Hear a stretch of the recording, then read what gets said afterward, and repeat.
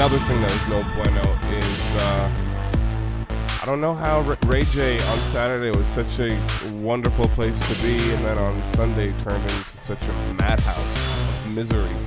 Because if you listen to the radio on Monday, I kid you not, it was at least 15, 20 calls in a row of people complaining about just not only the environment, but the concessions at the stadium. Because towards the end of the game, and it was hot Sunday. Huh. What? Hot in Florida? Yeah, in September. Never. But, yeah, it was 90-plus out. And for some reason, in certain parts and most parts of the stadium, they ran out of ice and they ran out of bottled water. So pretty much, if you wanted to hydrate yourself, go to the bathroom. Yeah, go drink out of the sink. And the only thing you really had to drink was either warm sodas or beer. Obviously, I would have been fine with beer. Yeah, take the latter. But they stopped serving after a certain point. They gotta get something figured out, because I remember the Seahawks game went to last year.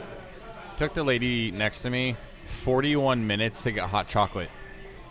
Right. But you know how cold that game was. How many? I was drinking hot chocolate. I was drinking beer because they're staying cool. No, I understand that, but if you the lady literally missed an entire quarter and a half. Yeah. Because she was getting hot chocolate.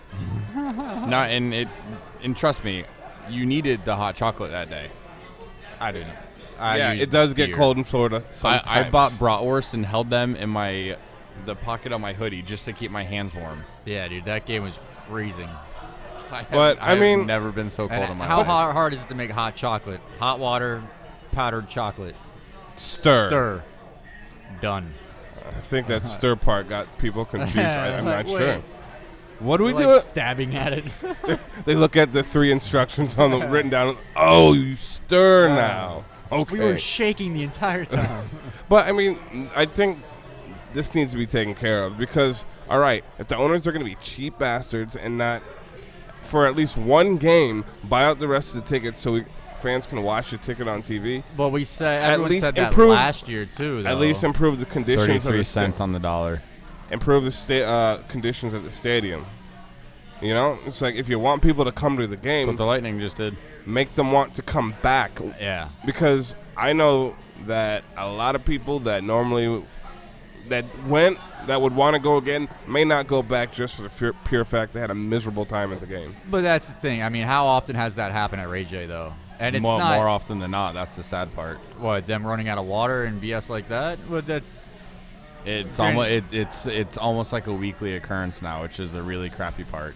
And they wonder why no one's going to the games. Really? Yeah. I was not aware. I know that the Trop had garbage food or whatever. They were one of the a D rating or whatever. I had season tickets there for 8 years. Never ran into that problem.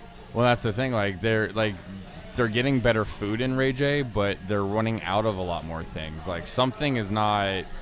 Whoever's in charge of everything is obviously the food and they bad have their guy. head Why don't you shoved up ship their over anus. some of the extra concessions that's over there at Wembley Stadium, dickheads. Well, plus you got to know when you have Old Trafford's where they play. If you have a weekend game with USF and the Bucks, you should probably order extra. Yeah, double order. There's going to be 60,000 maybe. Order more. And to finish off Front Street, I'm calling out every Denver Broncos fan that was at the game last night for chanting, "We want Tebow." For a third-string quarterback. Yeah, good job, guys. You want your third-string quarterback to come in. The guy who wasn't better than Brady Quinn in preseason, you want him to come in for Kyle Orton, who had a good game. Denver fans, shut up. Kyle Orton, shut up. He made 1, maybe 2 mistakes. It wasn't his fault everybody was fumbling the ball. So he just I it's a podcast. Yeah, I don't understand what really is the Tebow thing ever going to end? Nope. Ever. Apparently he still walks on water. Again, I deal with the same thing. Everybody, whenever I say anything bad about Tebow, they call me a hater. I'm not his coach. I'm not the one that made him third string. I'm not the one that couldn't outperform Brady Quinn. That's players, you, sir. There was players on that team. They were named, but talked to reporters, and said that the dude that was the 4th-string quarterback was playing better than Tebow in practice. Like, the only reason Tebow is 3rd string is because he's Tim Tebow. Yeah, well, and that's the thing. Like, I'm a big Notre Dame fan. Brady Quinn was decent in Notre Dame. He hasn't done anything in the pros. No. If you cannot beat Brady Quinn, you don't deserve to be in the NFL. But as ownership in Denver, I understand keeping Tebow on your roster because he's still number 2 in jersey sales. Yeah, exactly. His jersey that's has ridiculous. Denver Broncos has Tebow on the back, and that's going to sell to the UF fans, to the Denver fans, to the Christian fans. To How often do you think someone has been that high in jersey sales and probably won't start a game all season? How often does that happen? Please tell me. Please. Greg Odom?